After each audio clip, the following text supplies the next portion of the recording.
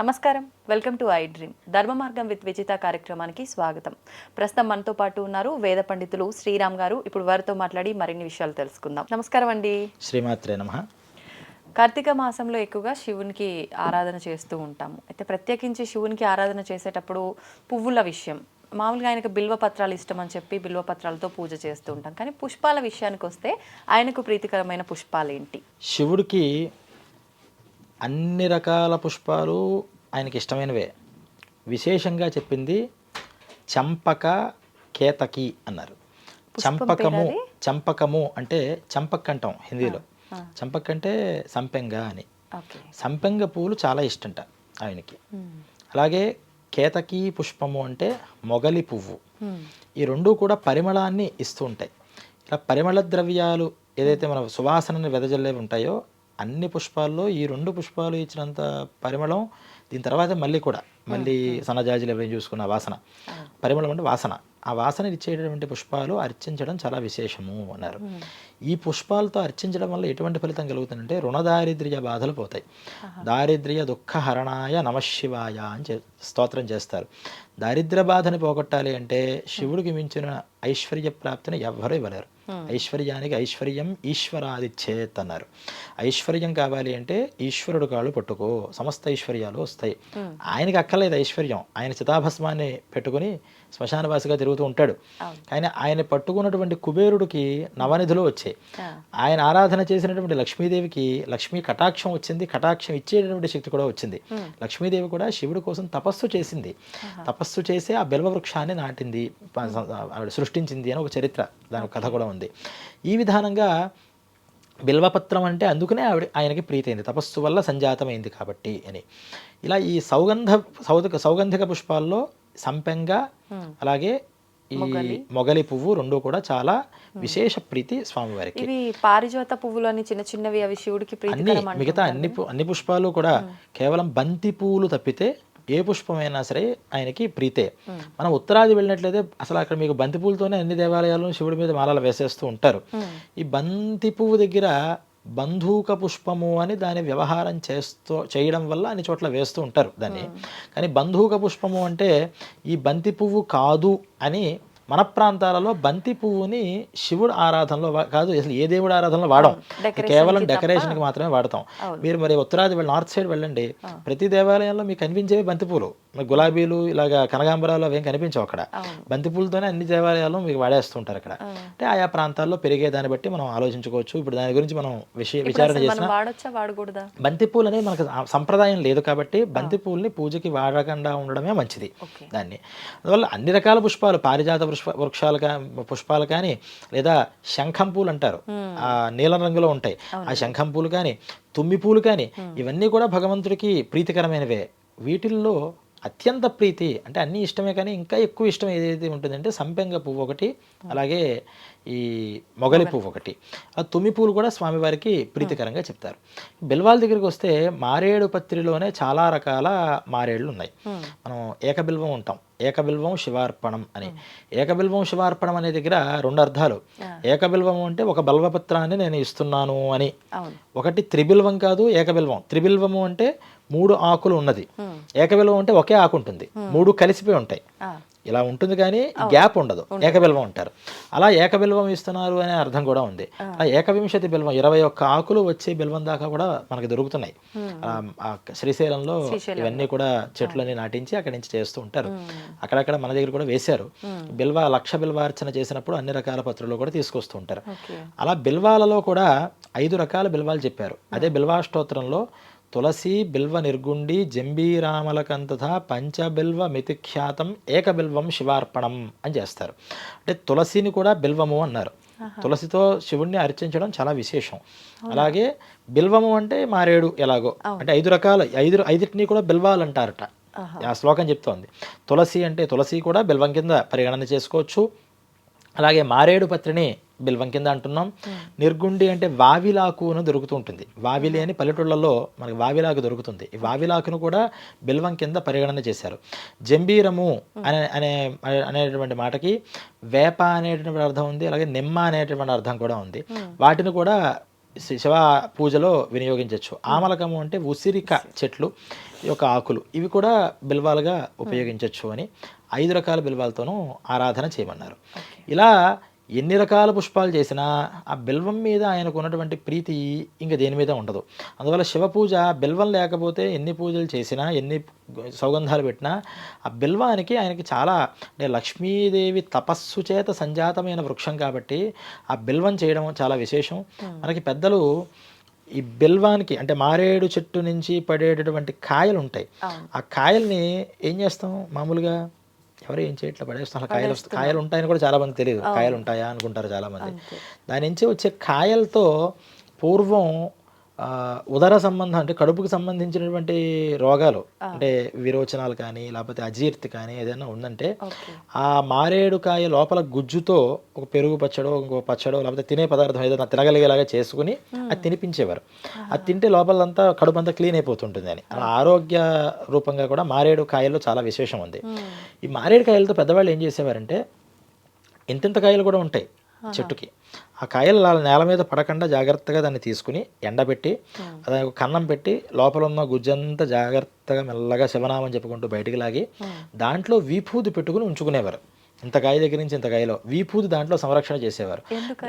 శివుడిలో సాక్షాత్తు పెట్టినట్టే దాంట్లో వీపూది పెడితే శివ శరీరం మీద నుంచి మనం వీపూది తీసుకుని రాసుకుంటే ఎంత పవిత్రత వస్తుందో, మారేడు కాయలో మనం పెట్టినటువంటి విభూతిని ధరిస్తే అంత పవిత్రత వస్తుంది అని.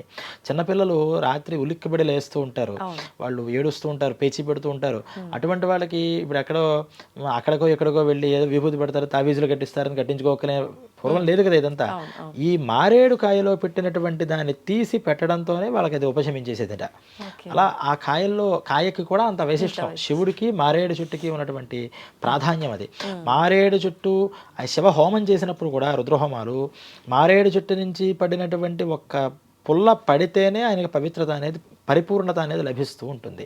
అలా మారేడు గురించి కూడా చెప్పారు. అందువల్ల ఎన్ని పూలు చేసినా మారేడు పత్రితో పాటుగా ఈ సౌగంధ పుష్పాలు ఏవైతే ఉన్నాయో, పరిమళ ద్రవ్యాలు, అవన్నీ కూడా ఇవ్వడం, అలాగే ఈ మొగలి పువ్వుని ఇవ్వడం వల్ల చాలా ఆనందపడతాట శివుడు. ఓకే, అయితే ముఖ్యంగా శివుడి టాపికే కాబట్టి ఆలయంలో నుంచి, ముఖ్యంగా శివాలయంలోంచి ప్రసాదం తీసుకొని రాకూడదు ఇంటికి అని చెప్పి చాలా మందిలో ఒక సందేహం ఉంటుంది.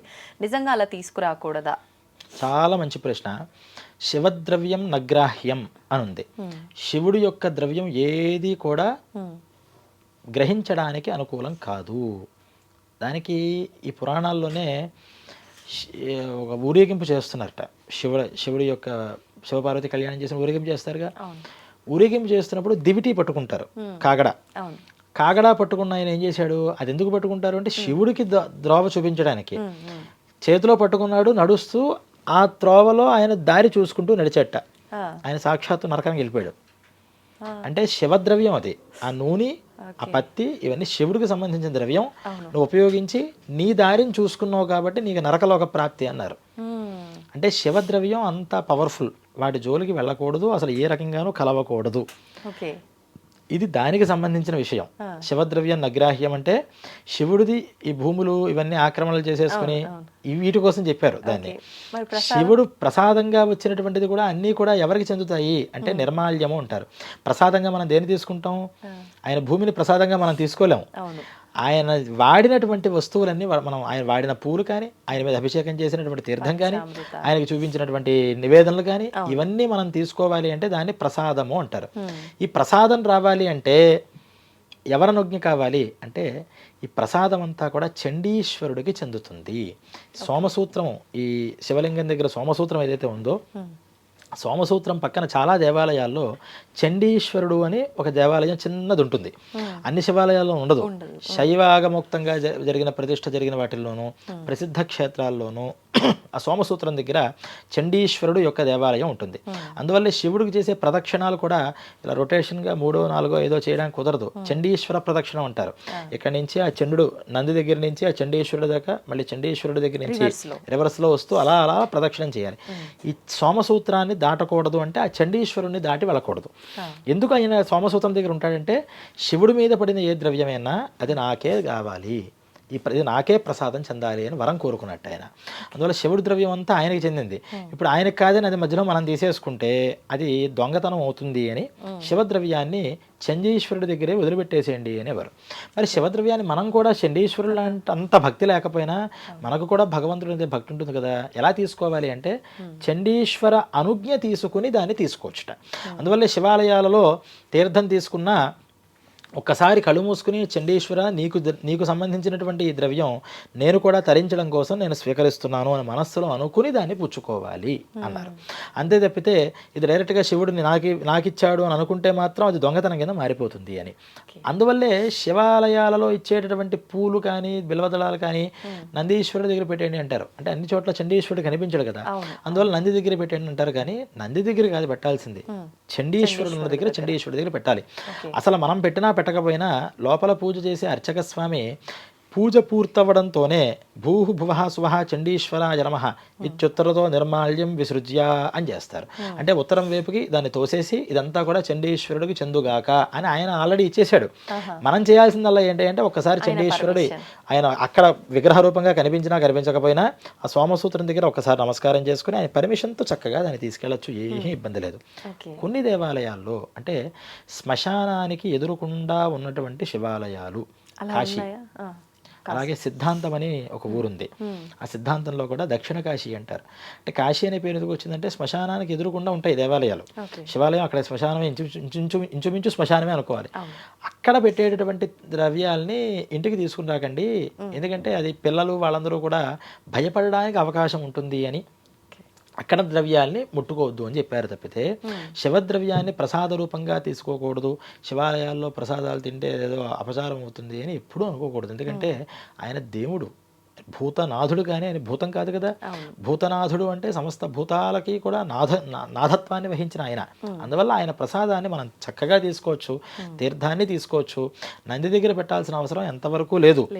తీసుకునేటప్పుడు చేయాల్సిన చిన్న ప్రక్రియ ఏంటంటే చండీశ్వరుణ్ణి మనస్సులో ఒక్కసారి స్మరణ చేసుకుని ఆ ప్రసాదాన్ని మనం తీసుకోవడం అనేది మనం చేయాల్సిన కర్తవ్యం. ఓకే, అయితే ఇప్పుడు శివుడికి నందికి మధ్యలోంచి కూడా వెళ్ళకూడదు అని చెప్పంటుంటారు, నిజంగానే వెళ్ళకూడదా, ఎందుకని?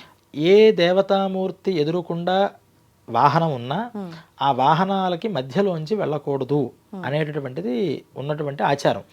ఎప్పుడు వెళ్ళకూడదు? ఆ దేవాలయానికి సమీపంలో ఇప్పుడు ఒక విగ్రహం ఇక్కడ ఉంది, పూర్వం ఎంత దూరంలో వాహనాన్ని పెట్టాలి అనేటటువంటి లెక్కలు కూడా యాగమాల్లో ఉన్నాయి. ధ్వజస్తంభానికి ఎంత దూరం ఉండాలి, గాలి గోపురం ఎంత దూరంలో ఉండాలి. మరి ఇప్పుడు దేవాలయంలో ఎదురుకుండా నంది ఉంటే భక్తులు కింద కూర్చుని చూడడానికి ఇబ్బంది అయిపోతుంది అని ధ్వజస్తంభం దగ్గరే తీసుకెళ్లి నందులను పెట్టేస్తున్నారు. ఇప్పుడు శివుడికి ధ్వజస్తంభానికి మధ్యలో 2 తాడి చెట్లు దూరంగా ఉంటుంది కొన్ని చోట్ల. ఇప్పుడు అటు ఇటు వెళ్ళకూడదు అంటే యువతల వైపు ఇంకో దేవాలయం, ఇంకో అమ్మవారో ఎవరో ఉంటారు. ఇప్పుడు వీళ్ళంతా తిరిగి రావాలి అంటే కుదరదుగా. అంటే ఇప్పుడు తప్పెవరిది? మధ్యలో వస్తున్న వాళ్ళదా, అసలు విగ్రహం అక్కడ పెట్టిన వాళ్ళదా? అందువల్ల అటువంటి విషయాలుగా మనం ఈ రోజు దేవాలయాల్లో పరిగణించాల్సిన అవసరం లేదు. ఎప్పుడు చేయకూడదు అంటే పూజ జరుగుతున్నప్పుడు వాహనమూర్తి ఎప్పుడూ కూడా, ఈ వాహనము అనే మాటకి శబ్ద బ్రహ్మ అని పేరు. ప్రతి వాహనము అంటే వహించేది. భగవంతుడు ఏది వహిస్తోంది? మంత్రం అనేది ఆయన్ని భరిస్తోంది. అందువల్ల మంత్రరూపంగా మంత్రాలన్నింటికి ఒక సముదాయం, ఒక గ్రూప్ పెడితే దాన్ని ఏమని పిలుస్తాం? వేదము అంటాం. వేదానికి ప్రతీకై వాహనాలు.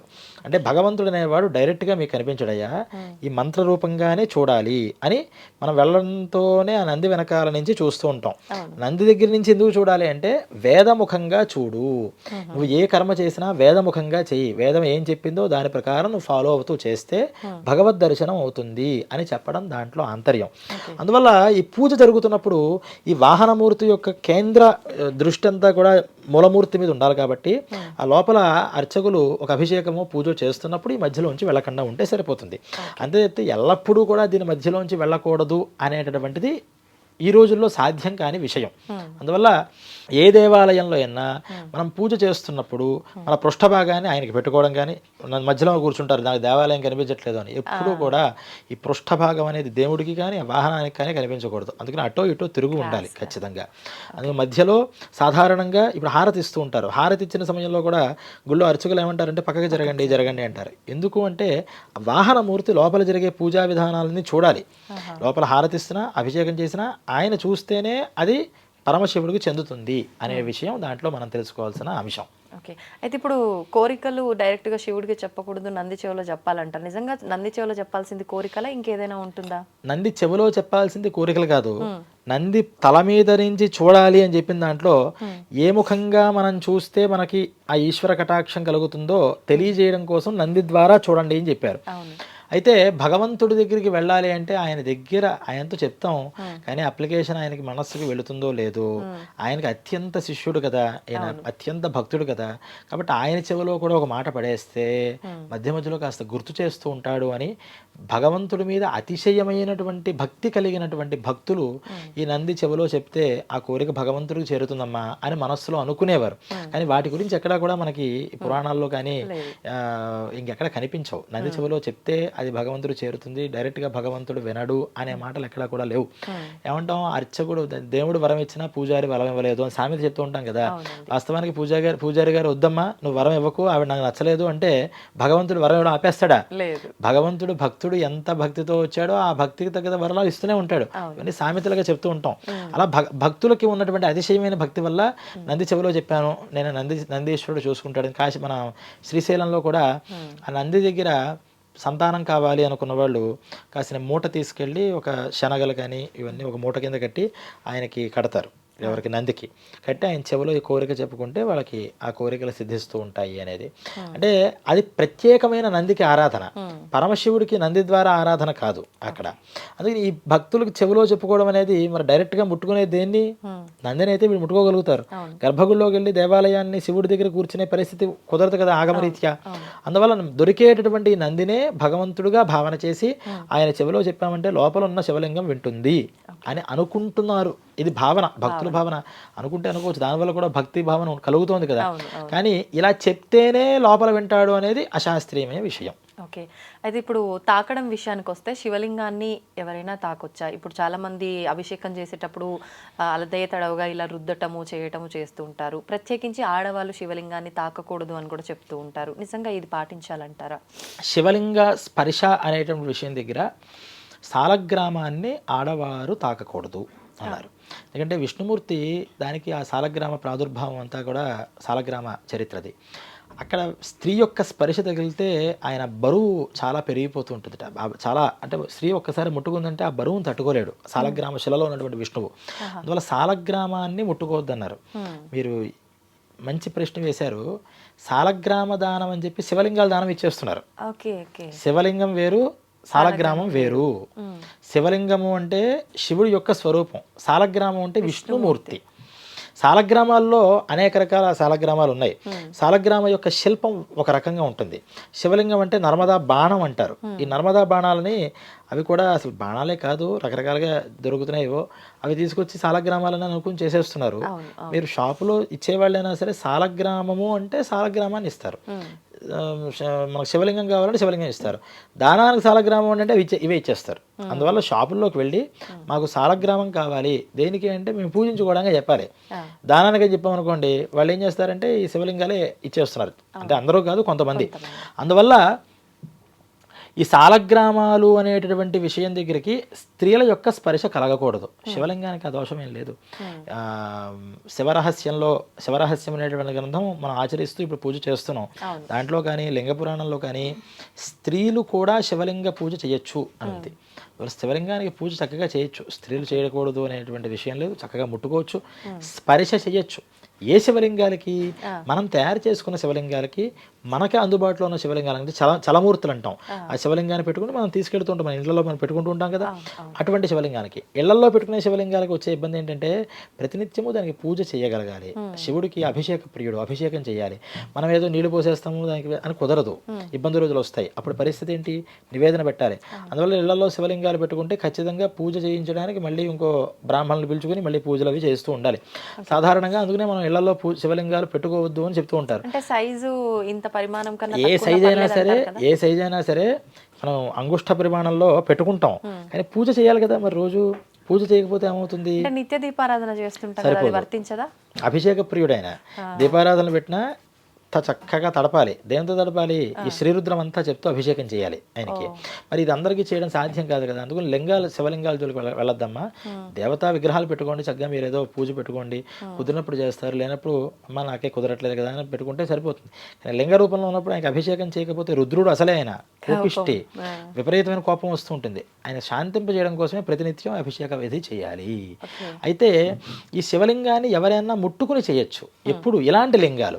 కానీ గర్భగుడిలో ఉన్నటువంటి దేవాలయం యొక్క నియమాలు వేరేగా ఉంటాయి. ఆ సాలగ్రామం మన దేవతా ప్రతిష్ఠ చేసినప్పుడు గర్భాలయము అంటే స్త్రీ యొక్క గర్భంతో సమానం. ఆ గర్భంలోకి ఎవరు పడితే వాళ్ళు ప్రవేశిస్తామా? లోపల ఉన్నటువంటి ఆ జీవికి ఎలా ఆరాధన చేయాలో తెలుసుకున్నటువంటి మనుషులు మాత్రమే వెళ్ళాలి. అందుకనే ఇప్పుడు మాకు అన్నీ తెలుస్తాయి, మేము అన్నీ చేయగలుగుతాం, మంత్రాలు చేయగలుగుతాం. కానీ నేను ఏ దేవాలయాలకి వెళ్ళినా ఆ గర్భాలయంలోకి వెళ్ళిపోయి నేనే పూజ చేస్తాను అని మేము వెళ్ళకూడదు. ఆ దేవాలయ అర్చకులు దాని యొక్క పరిస్థితుల్ని, దాని నియమాల్ని పాటిస్తూ దాన్ని నమ్ముకున్న వాళ్ళు ఎవరైతే ఉంటారో వారే లోపలికి ప్రవేశించడానికి. మేము ఆ బయట కూర్చుని మంత్రం చెప్పాలి తప్పితే లోపలికి ఒకవేళ ఏదన్నా అయ్యా ఇంత మీరు వచ్చారు ఒక చెంబు నీళ్లు పోయండి అని అర్చక స్వామి చెప్తే లోపలికి వెళ్తాం, పోస్తాం, మళ్ళీ వచ్చేస్తాం. లోపల అన్ని పూజలు నువ్వు పక్కకి వెళ్ళు, మేమే చేస్తాం, మేము మహా గొప్పవాళ్ళం అని మనం అనకూడదుట. అలా ప్రవేశించడానికి అర్హత అనేది ఎవరికీ లేదు గర్భాలయంలోకి. అందువల్ల గర్భాలయంలో ఉన్నటువంటి ఆ శక్తిని అలాగా కాపాడుతూ ఉండాలంటే అర్చకులకు మాత్రమే లోపల అర్హత ఉంటుంది. దాన్ని ముట్టుకోవాలంటే కుదరదు కదా. ఇవి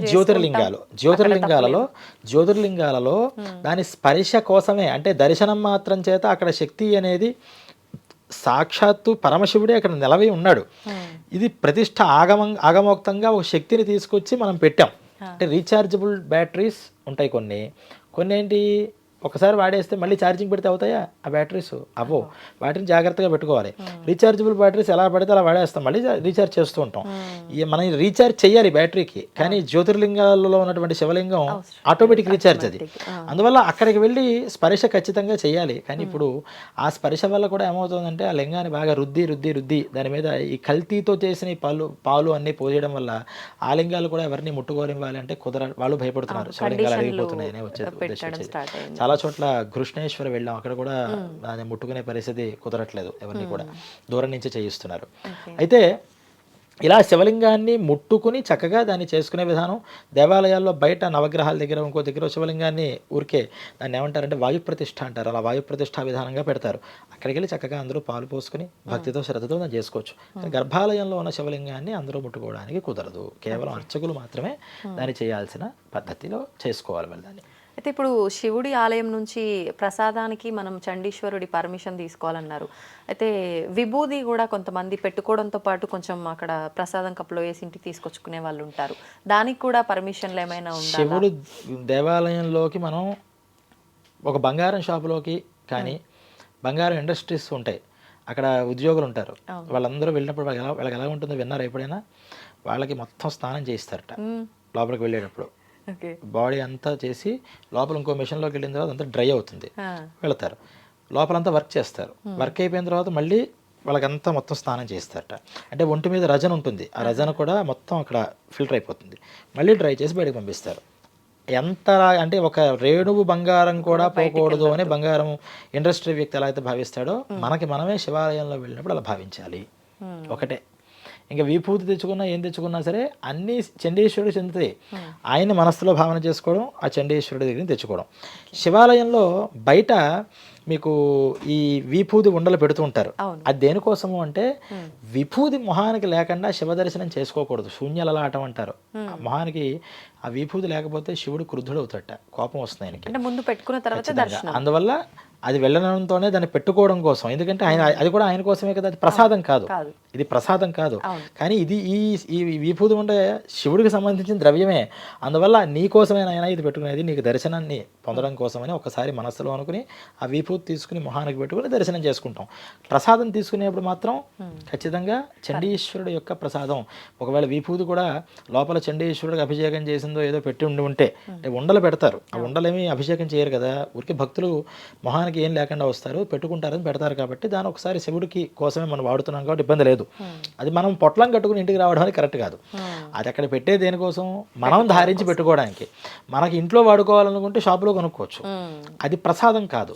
ప్రసాద రూపంగా ఒకవేళ ఏదైనా హోమాలు చేసో హోమగుండాల్లోంచి ప్రసాదం తీస్తే అది కూడా ఒక్కసారి చండీశ్వరుని స్మరణ చేసుకుని పెట్టుకోవాల్సిందే. ఓకే, చాలా మంచి విషయాలు తెలియజేశారండి, ధన్యవాదాలు.